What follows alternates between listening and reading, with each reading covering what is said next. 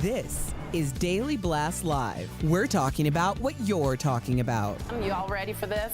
This is a sham. No. Y'all, just stop. Get real. Welcome to DBL. Former President Donald Trump became the first U.S. president sitting or otherwise to have his mugshot taken. Here it is. Let's take a look at this. If you haven't seen it, look at your screens. Trump turned himself into the Fulton County Jail, facing more than a dozen charges related to his efforts to overturn the 2020 Georgia election results. Now, as part of his conditions, Trump cannot disparage or intimidate his co-defendants or witnesses, including posting anything related to this on social media. It's like the Mona Lisa. It won't stop looking at me. I know. You go left, you go right, he keeps looking at you. Why does it look like that? Well, we'll talk about it. He was fingerprinted and then released on a $200,000 bond. Outside the courthouse, his supporters held up signs saying Trump won and Trump save us again, Trump later tweeted for the first time in more than 2 years. So he posted his mugshot along with the words election interference and never surrender. Ironic because he was surrendering. He also spoke with reporters after the arrest. Let's take a look at what former President Trump said. What has taken place here is a travesty of justice. We did nothing wrong. I did nothing wrong. And everybody knows it. I've never had such support. And that goes with the other ones, too. What they're doing is election interference. They're trying to interfere with an election. Okay, so I first want to go back to that picture that will be in 1,000 million history books for all time. Let's take a look at the mugshot. I just want to ask about the image of the man that you saw. Erica, you haven't seen it before. I know. I managed to evade. Not see it. I'm so jealous of you for being able to do that. Well, that happens when you got, there was a lot going on. Yeah. There was a lot going on. So tell us, if you tell us what you think about it and what do you think it was intentional? Talk to us all about that. I don't know what to make of it other than why does he look like a melted candle? That's so weird. We've seen so many different images of Trump's quote unquote mugshot, whether it was real or it was quote fake news. So it's almost like this has been a flooded market. Also, it appears that he had a lot of practice in how he was going to pose for said mugshot. Sure. And we do that sometimes for like our promo shots and stuff like that, just to make sure, because we have to stick with those for a year. That's very true. Al, what do you think when you take a look at that shot? Just as an image, you're an image guy. You love cover albums, all that. What does it say to you when you see that? It's a moment in time. I mean, this is, I think because we cover this every single day, we're numb to it. The audience is numb to it because we've been talking about this and leading up to it. But if somebody had told you that Rudy Giuliani, think about September 2001, maybe a couple months later. Cover of Time. Like when he was maybe the most popular American in the world besides George Bush. If somebody told you in 20 years he's going to have a mugshot, that Trump, that guy from The Apprentice, your president, while sitting in real time, is going to be facing 4 different cases in 4 different jurisdictions. It's shocking that we got to this point. I just think that there's never been a break. There's never been a moment where we as a society have stepped up and said, enough of this. The shenanigans continued. The Stop the Steal went on too long. January 6th, that still wasn't the end of it because they didn't put that down immediately, and not violently, but just handle that quickly.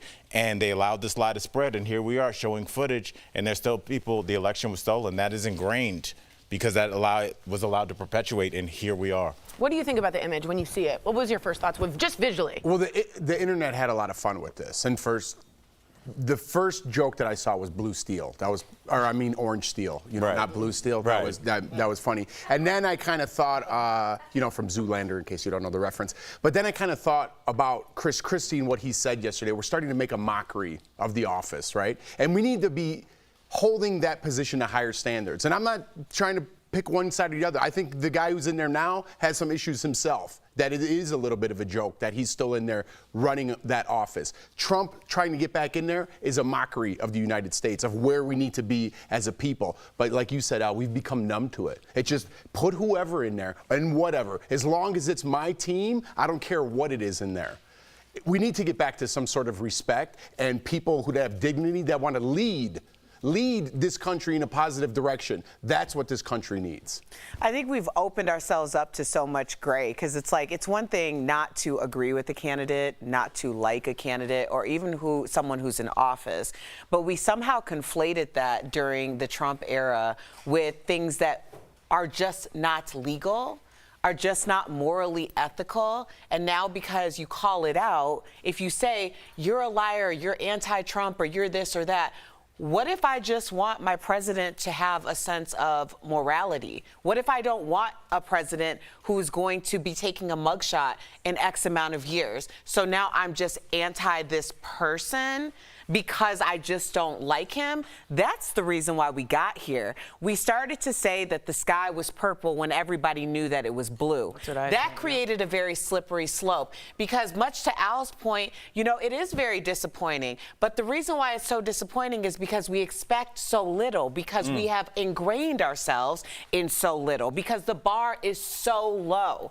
That's the reason why so many people, it's like, it's a laugh at our pain situation, because it's embarrassing. It's a joke. It's a threat to national security, because everybody else in the world is looking at us like they should be. Yeah. This is ridiculous. I agree. But I think that we unilaterally made some decisions as to, okay, we can continue to go after this person, but people did that. People did it, and people mocked them for it.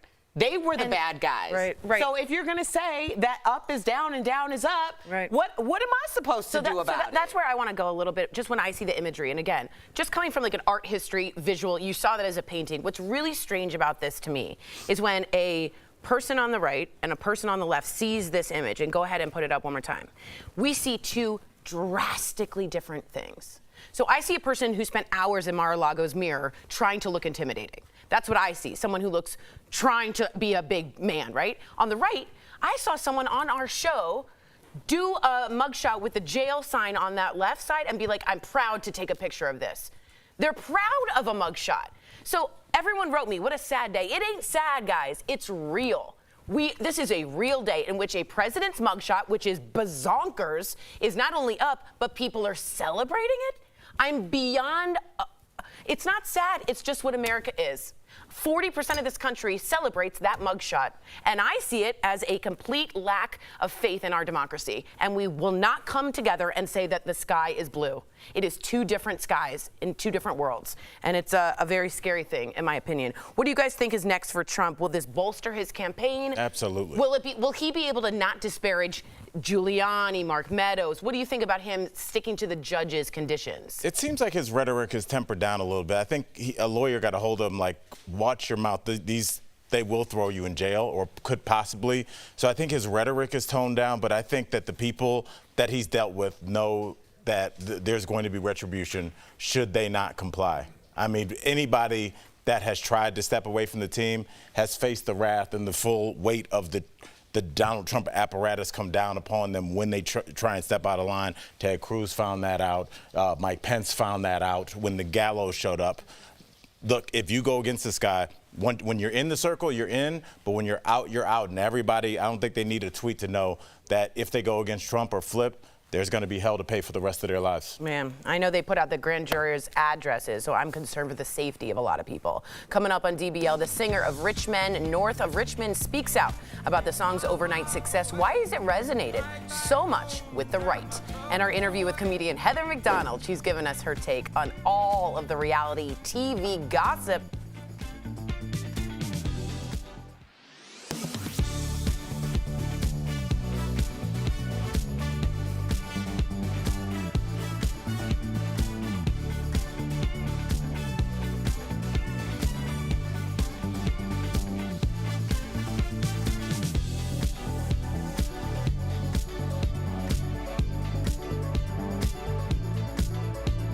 Okay, yes, for sure. Right. Okay.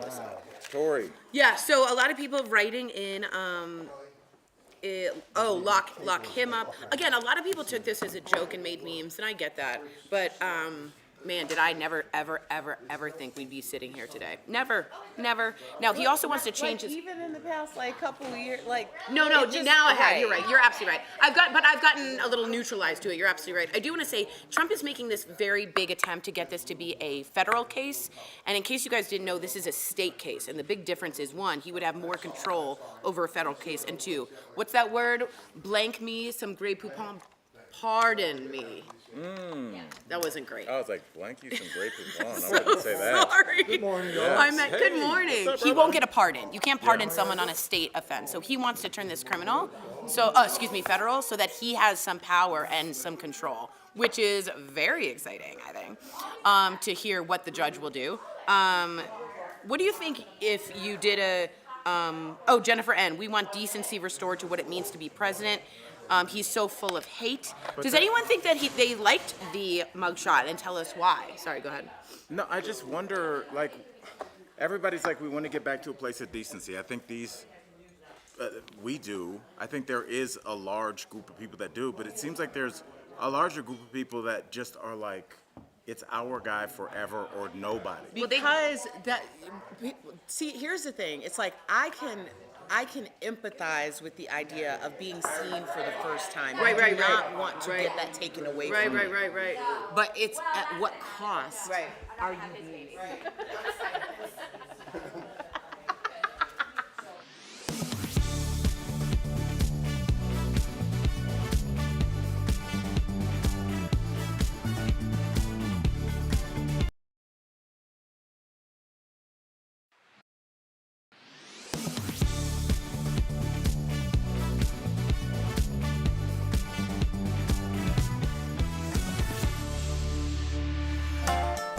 Richmond, north of Richmond, Lord knows they all just wanna have total control. Wanna know what you think, wanna know what you do, and they don't think you know, but I know that you do. Welcome back. That's the song, Rich Men North of Richmond. It is a song by singer Oliver Anthony, and it has now reached the #1 spot on the Billboard Hot 100 chart. Now, if you remember, we've talked about how this song has become really a conservative anthem.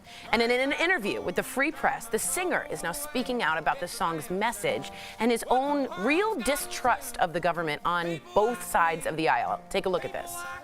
It's for people to, I guess, for one, to stop relying on someone 150 or 500 miles away from them to solve their problems for them. Nobody in Washington, D.C., no one in the federal government's coming to save us. The people that are going to save us are each other. Local relationships, even families are torn apart. All right, so I do want to let everyone know the context here. We're looking at a public trust in the government. This is from a Pew Research study that trust in the government is at a near historic low. Jeffrey, take it away. Yeah, listen, it's tough to talk about things like this because I agree with a lot of what he's saying in that song. But if you agree with that, you're a far-right, crazy Republican. I don't know about that. I think there's some things that we can come together on that. Well, thank you for saying that because the internet doesn't think so, right? And sometimes I get nervous about talking out about certain things. I think people write about what they live.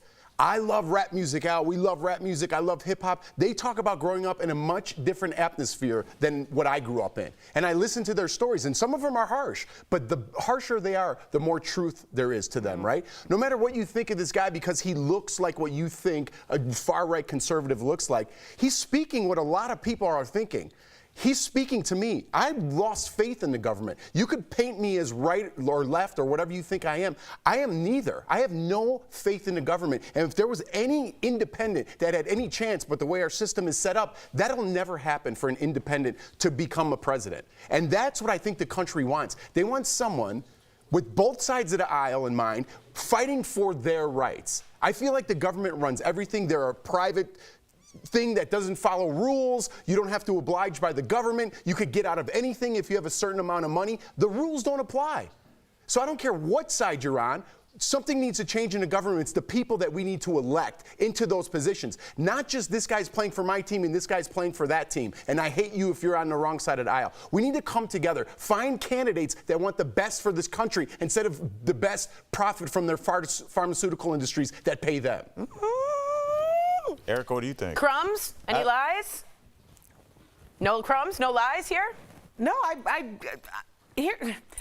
think when we're talking about it in theory, which is exactly what we're doing right now, Jeff made a lot of great points. He's talking about it in theory. That theory doesn't have a lane. That's why Al said, I think we can come together on some of these issues. Honestly, when you say the internet, it's like, I'm always like, who dey? Because anytime you have an opinion, anytime you have a position, anytime your voice is amplified, there are going to be a ton of people who are going to come for you, mainly because they don't want people to agree or follow you.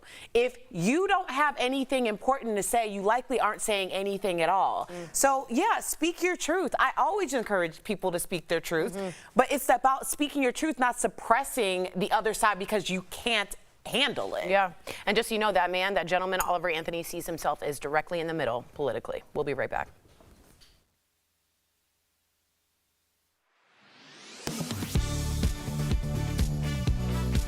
When your kid's teacher calls out sick, it's important that schools have subs in place to ensure learning continues in the classroom. But how are local schools doing when it comes to hiring and retaining substitute teachers?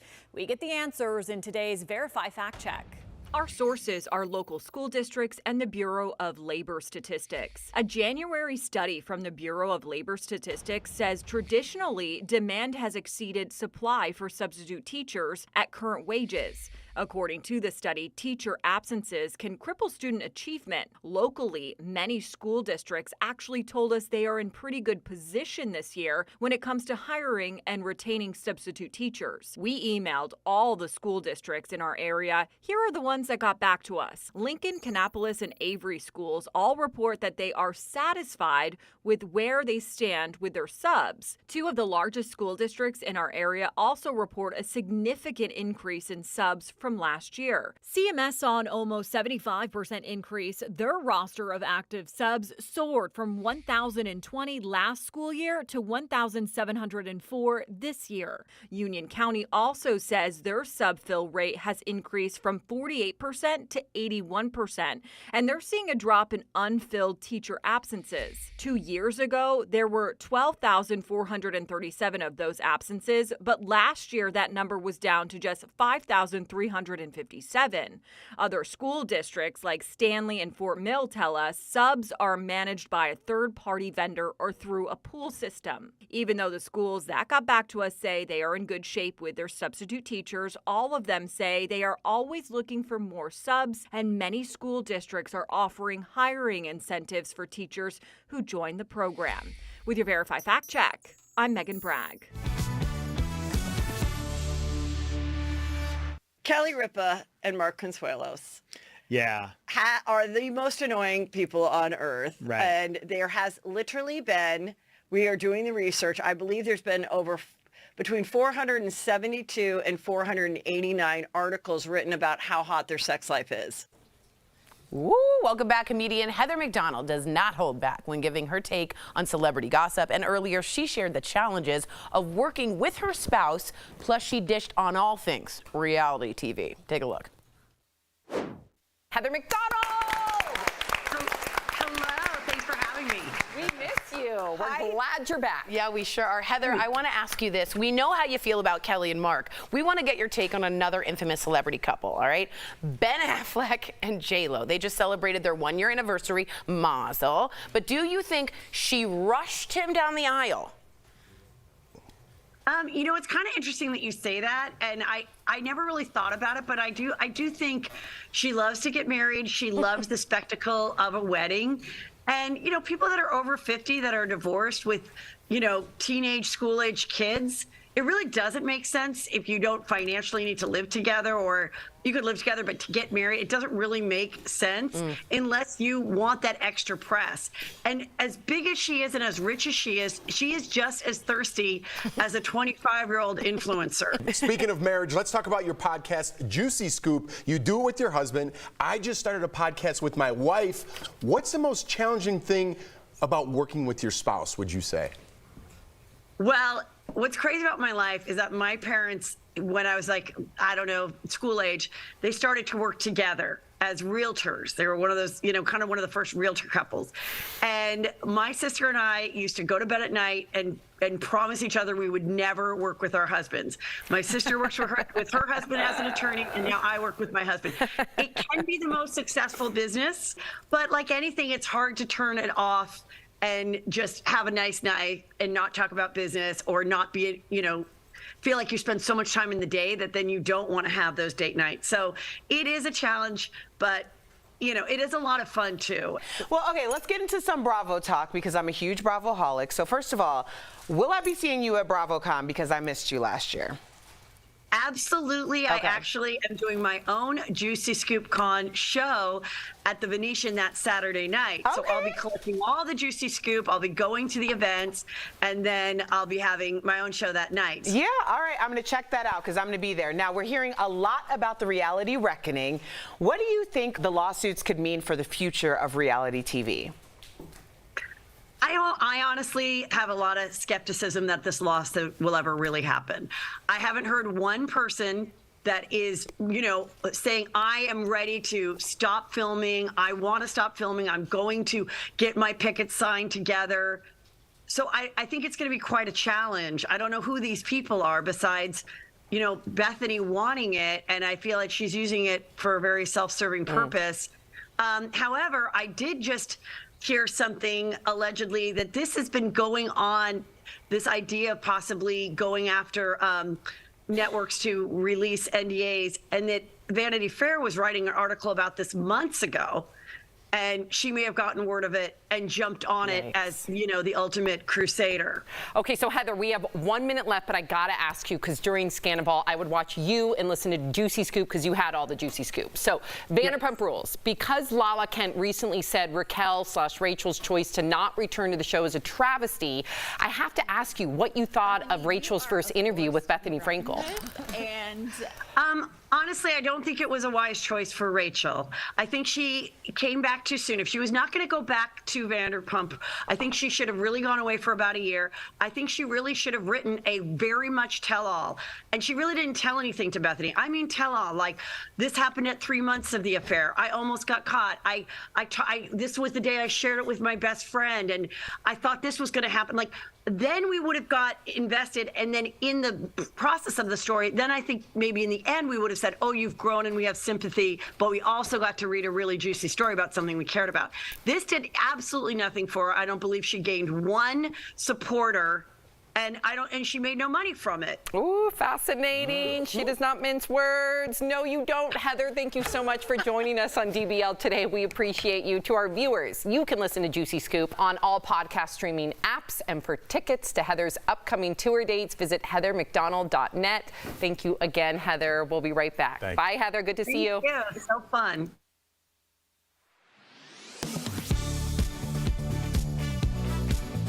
Many people on Twitter are saying that if former President Trump violates his bond, nothing will happen to him. Others are saying that if he does violate his bond order, he will automatically go to jail.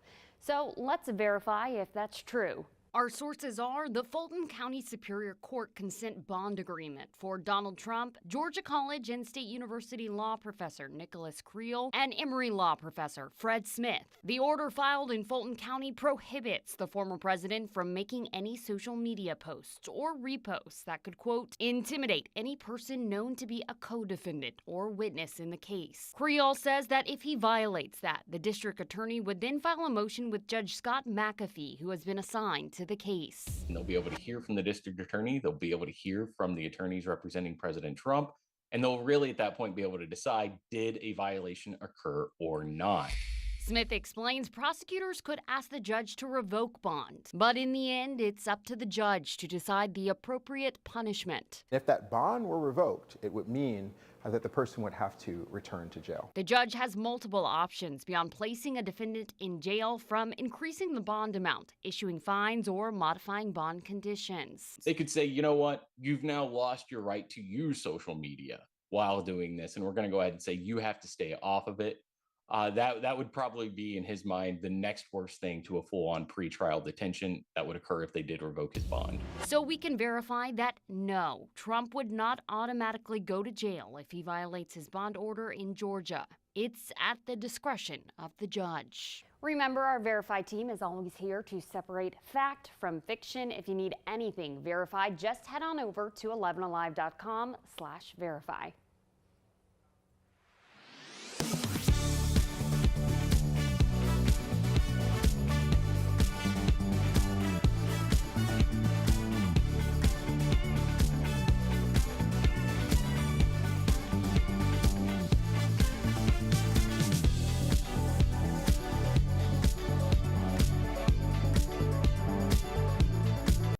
Verify here with your fast fact. Well before former President Donald Trump surrendered at the Fulton County Jail Thursday night, there were a lot of pictures claiming to show his mugshot circulating online. So let's verify which picture is real and which are fake using these sources. First, this picture was being shared showing Trump in a suit with a booking placard, but it's fake. We found the original image was actually taken on Trump's last day in office and was edited to look like a mugshot. Next, there's this image of Trump wearing a black t-shirt, but it's also fake. The same image went viral in April when Trump was arraigned in New York, and we found it was created using artificial intelligence. New York doesn't typically share booking photos, and Trump never had his taken.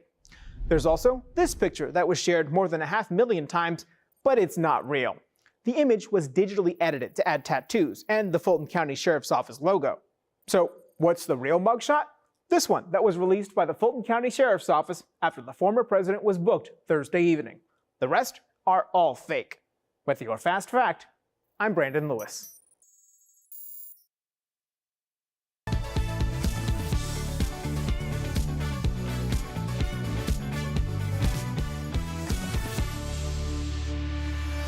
Welcome back.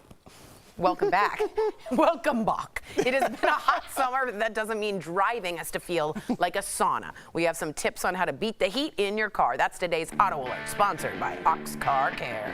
First up, if you're parked outside, roll down the windows and crank the AC immediately when you get back into your car. The interior can get as hot as 145 degrees in an hour, even if you crack the windows. Next, change that coolant. Chances are it's been a while since you last did it, and it will also prepare your car for the cooler seasons coming up. And finally, change that cabin air filter. A dirty filter can lead to higher temperatures inside your car. Ox Car Care is dedicated to providing you with an amazing auto protection plan experience that works with your budget. If you're looking for better car care, give them a call at 1-800-687-1821. Don't go away. We have a really interesting story. We got to give a shout out to Katarina von der Linden, who's getting ready to celebrate her 111th birthday tomorrow. Yes.